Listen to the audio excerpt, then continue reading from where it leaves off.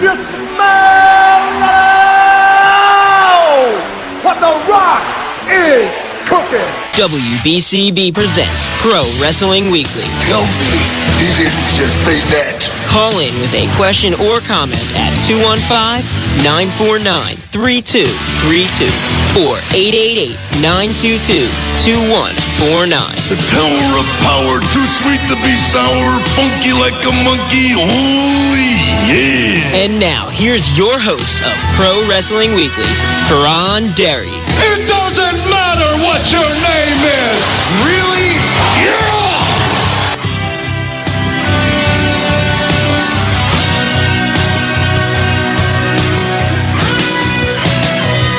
Hello and welcome to Pro Wrestling Weekly here on 1490 WBCB and online at WBCB1490.com. Fearon here with you, along with the country driver, Nick Cataldi, now taking over at the helm here. It's Country Nick. Country Nick? Well, I don't know if that's going to work. You don't know if that's going to work Country either? Nick Cataldi, Country I don't know. Nick Cataldi? I don't think it'll go over too well, but... Well, it's, you can't really be the night driver if it's in the day. Well, I'll give you a night driver in the afternoon. You know. Yeah, you could be. How about Nick at Country? I don't know. Country Taldi? I'm going to be hard-pressed to come up with a name here. Should be interesting. We'll figure things out as it goes along here, making a few adjustments, shifts, changes, and whatnot here as things move on here at WBCB. But one thing that hasn't moved on, still here 14-plus years and counting, the longest-running pro wrestling radio talk show in terrestrial radio history. I'm glad to be here talking with you about it. And we got a bunch of stuff to get into as we're on the road to Extreme Rules coming up a week from tomorrow, the WWE pay-per-view, a couple of matches added to the card. We're up to 5 now, and we'll go over those in detail as the hour goes on. Also, a little more Slammiversary news, and so much to get into, but this one, this kind of jumped out at me first and foremost, and I kind of want to get your overall opinions on it, and really I'll throw it out here as well. I know we don't really discuss a lot of Ring of Honor much here on Pro Wrestling Weekly. It comes up pretty rarely, but and really it's a shame that this is how they're going to get attention, but I guess that's what happens when your company's champion says things on Twitter that, well, just aren't really a bright idea to say regardless of your belief.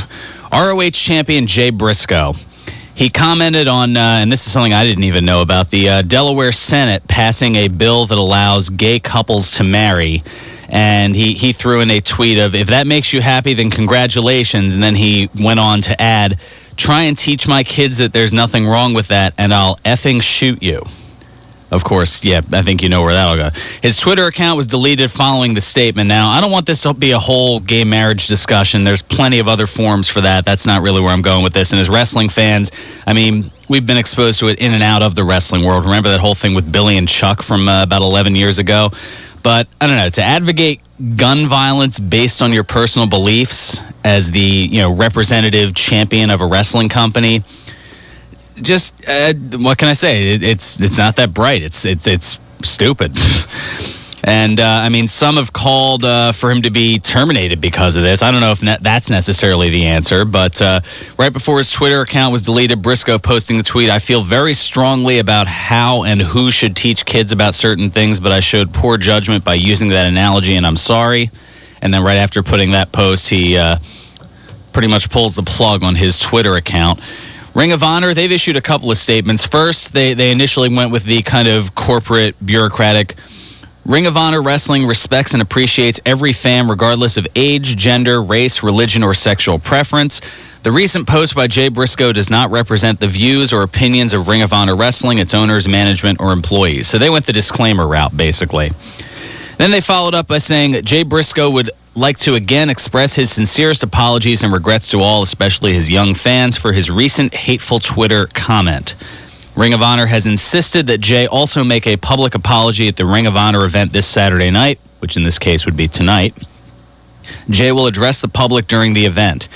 In addition to this apology, Ring of Honor and Jay have agreed that he will donate his full pay from the next 2 Ring of Honor events to the Partners Against Hate charitable organization. Partners Against Hate was created to help prevent, deter, and reduce juvenile hate-related behavior. And they give a link for partnersagainst-hate.org for more information. And I don't know, this isn't the first time that Briscoe's used homophobic slurs, so it's not like it's a one-off type deal. In June 2011, he used some derogatory term to reference gays while in New York, this all being on his Twitter account, which he has now since deleted. And then he had some unsavory words following Hurricane Irene, basically stating that the hurricane was dedicated to homosexuals. So this guy's a real winner, and he is the champion for Ring of Honor Wrestling. Nick, you look ready to chime in here at this. I was like, where do I start, right? Well, maybe I don't necessarily. I don't agree. I just don't. I sometimes I think we're getting further and further away from freedom of speech. Sometimes, especially on Twitter accounts. I mean, geez. Yeah. You got to apologize, and you can't have an opinion. I mean, I'm not saying I'm not, and make it clear, I'm not agreeing. Oh yeah, but I mean, you're looking at it more from the angle of he's being lambasted for expressing his opinion, yes. Regardless of what that opinion is. And I mean, to that respect, I do agree with you, and that's why I'm not one of those people saying, "Oh, he should be fired for this." No, I don't think he'd be fired. People get fired for speaking their mind. I don't know. I'm not saying I always like what people have to say. Oh, yeah. No, not everybody's going to agree with everything. That's what makes us different as people. But it's gotten out of hand, I think. Now you better like it or else. Exactly. I mean, I've had people call up here. And I've had that discussion a few times. Now it's not enough you don't agree with me. You better like me or else. Now you better like me. It's kind of switched up a little bit, Yeah. I mean, and, regardless, doesn't matter. I'm going to take a line from The Rock. It doesn't matter what my opinion is on this, but I mean, as far as the subject itself, but gays marrying, that whole deal. Yeah, I'm trying to kind of push that off to the side and just kind of focus on, when you're a public figure. You got to be careful. I admit that. Yeah, that's more the issue. And could he have worded things differently? Absolutely. Sure. If he had just said, if that makes you happy, then congratulations, that's not something that I necessarily stand for. Okay, well, then what's wrong with that? All right, yeah, exactly. Then there's nothing wrong with that. I mean, where he talks about, try and teach my kids there's nothing wrong with that and I'll effing shoot you, that's a whole, yeah. Well, no, see, that's a threat. See, that's where he... no, see, that's a threat there. I agree. I wasn't fully aware of that part. Oh, yeah, no, that was, I think, with the delay, you kind of missed that coming on in. But that was where the tweet was, and then he, of course, retracted it and everything from there right after that went down. All right, we'll go ahead and get you set up here to. This is the first time here for Nick. We'll get him set up for callers, and we'll definitely get a second time. There's a second chance to make a first impression. Then, all right. So Nick's going to take care of that, and I'm sure we're gonna get a litany of opinions coming one way or another on this. I'm sure, but. Yeah, we'll go ahead and get to that in a second. I don't know. I mean, I'm sure people are going to come on both sides of the coin on this. Some people are going to say he was, the public apology and the donation of basically 2 paychecks from, for his next 2 events going to a charitable organization. Some will say that's too harsh. Some will say that's not harsh enough. I don't know. I'm okay with it. He's basically apologizing for an act of stupidity. I think people are trying to get him to go over the top to change his beliefs, and that's not what I feel it should be about. It shouldn't necessarily be about how you feel one way or the other. It's about being stupid in the way that you express it. That's the point I want to get with it. But I'm kind of curious as to what you think about that, and I see already that the Facebook is the Facebook fan page starting to blow up a little bit here, and oh, John, he said, let's not forget what happened when we had a gun violence discussion here on Pro Wrestling Weekly. # gun rights, # awkward caller. So yeah, we'll. Yeah, we definitely don't want to go back into that necessarily, but we will go ahead. We'll get him up here. The infamous to the program here, Ed the Showstopper from the Northeast. Ed, what's going on? Oh, hold on, let's get you up here. Switch to B there. Ed, we got you? Yes. There we go. Can you can hear me now? Yep, we got you. 25th anniversary of They Live coming this summer with Roddy Piper. 25 years since They Live. Wow, that's... Yeah, he's going to be at the Trop sometime in July. Oh, that works. That'll be an additional birthday present for me, especially if it's in late July. And hopefully by then I'll have... That's going to be a rally weekend. Yeah, it should be interesting. And we have 2 shows. We have a doubleheader in Voorhees with CCW and WSU starting at 3:30 at the Flyer Skate Zone. Okay, very popular place for wrestling, hockey, and otherwise. Yeah, and we have PWS in Jersey at the Knights of Columbus. Awesome Khan, Serena Dereeb, and I forgot another big name from the WWE. Oh, okay. So a couple of big names there. I think it was Shelly Martinez. Shelly Martinez, yes, from the WWECW days going back a few years ago. And we have Riot coming to Fairless Hills in May 17th. Oh, okay. That would be this coming Friday night. 7 p.m. bell time. All right, good stuff to definitely note about. Thanks so much for the call, Ed. Appreciate it as always. They don't call him Ed the Showstopper for nothing. All right, let's get back to the let's so much to talk about. Let's get off. I know I went into a serious topic for a second. Usually it's all kind of fun and lightheartedness and things like that, but something I guess kind of closer to lighthearted was this past Monday on Raw. The kind of leaked pictures that were leading out on the way to Raw of Brock Lesnar and Paul Heyman taking a self-guided tour through the WWE studios up in Stamford, Connecticut, and we'll get we've got a little bit of info on that coming up. We'll bring it up on CD2 there. Nick, you want to go ahead and play that track? Do you ever open your mouth without a bunch of crap just falling out of it? What the hell are you talking about? You're going to go extreme? You know something about extreme? You know who the hell you're talking to? I know a little something about extreme, Paul. I'm a founding father of a little thing called Degeneration X. I'm the guy that tore through the Attitude Era with an iron fist. Oh, and by the way, I'm also the guy that knocked your monster Brock Lesnar out cold at WrestleMania. And I am not for 1 second buying this crap that on a Monday you decided to go to Stamford, Connecticut to the WWE office because you thought I was there when you and everybody else in the world knows damn straight I am right here at Monday Night Raw. How convenient for you. How convenient that you're there at Monday Night Raw. Paul. What? Shut up. Now you want to go with Brock Lesnar and you want to tear up my office. You want to intimidate some innocent office people. That's great. I really don't care. The thing is, Paul, I have 2 offices. I have the one you tore up, and then I have my other office. I'm standing in my other office.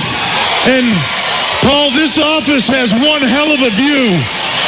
And the thing about this office is, it's more like my home. You see, this right here, this office, this home, this is where I grew up. This is where I became a man. Something obviously Brock Lesnar never became. If Brock Lesnar has something to say to me, then tell him to be a man and say it to my face. I'm not real hard to find, Paul. I'm not real hard to find. If he's thinking he's going to walk into this office and do what he did to my other office, I've got news for him. This office, my home. Unfortunately for Brock, we fight back. Yes, they definitely do. Of course, the footage prior to that, Brock Lesnar basically taking a page from Office Space and smashing everything in Triple H's office on the fourth floor of WWE headquarters up there in Stamford, Connecticut. They made it look so legitimate, even with Paul Levesque's nameplate on the. I don't know. It looked like something from any standard. You go into an insurance company's office, but the office setup looked pretty much the same. I guess they were looking for the easily destroyable furniture or something like that. But of course, leading up to their steel cage match coming up at Extreme Rules a week from tomorrow. Let's take a look at the lineup real quick, and then we'll get to our first time out here. Triple H and Brock Lesnar, a steel cage match.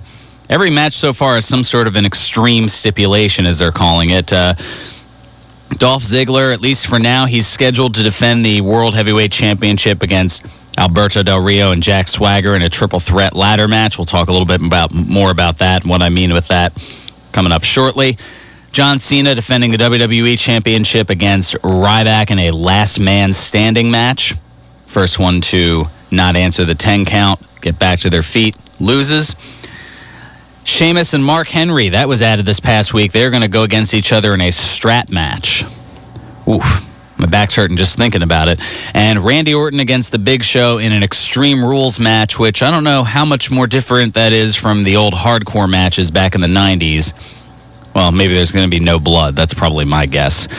But there are your 5 matches. I'll have my predictions certain to go wrong on next Saturday's show. Definitely looking forward to that. And I mentioned Dolph Ziggler, and I said scheduled to defend because Ziggler, well, he suffered a little bit of amnesia. No, this isn't a storyline like Cactus Jack back in 92.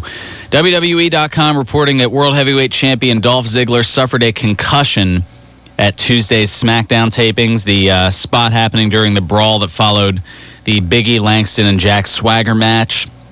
Ziggler saying he doesn't remember Monday or Tuesday due to the concussion he suffered at the SmackDown taping. He told WWE.com, I didn't even remember Monday until I watched Raw when I got home. I don't even remember traveling from Raw to SmackDown. I don't remember Tuesday. I remember AJ and Big E taking me to the airport on Wednesday morning. He also noted his current condition as of yesterday. Well, the day before, he had a bad headache. Today, he had a slight headache. He didn't know what day it was. He didn't know what month it was. He's had a couple of concussions before and just a headache. He's never not remembered entire days like someone in a movie. So, legit amnesia for Dolph Ziggler. Obviously, when it comes to head injuries, extreme care has to be taken. So, it's hard to say whether he'll be good to go for 8 days from now at Extreme Rules. And what will that mean for the World Heavyweight Championship? I guess they'll determine that this Monday on Raw, which will make this go-home show or this go-home week rather interesting, especially for that match, which seems to be the most compelling of the 5 matches so far. Where does Dolph Ziggler's health stand? Even more so than John Cena and his Achilles injury, which he gave an update about that. And we'll talk a little bit more about that in news and notes coming up on the other side. We'll go ahead and take care of a little bit of business, come back, more reaction, more thoughts, and a whole bunch more coming up. And, that too I've got to talk about. Doug giving me a little bit of reminder, something coming up from George's Cards and Collectibles. We'll talk a little bit more about that on the other side. Plus some TNA developments. We'll find out what's going on with AJ Styles. All that and more here on Pro Wrestling Weekly here on 1490 WBCB and online at WBCB1490.com.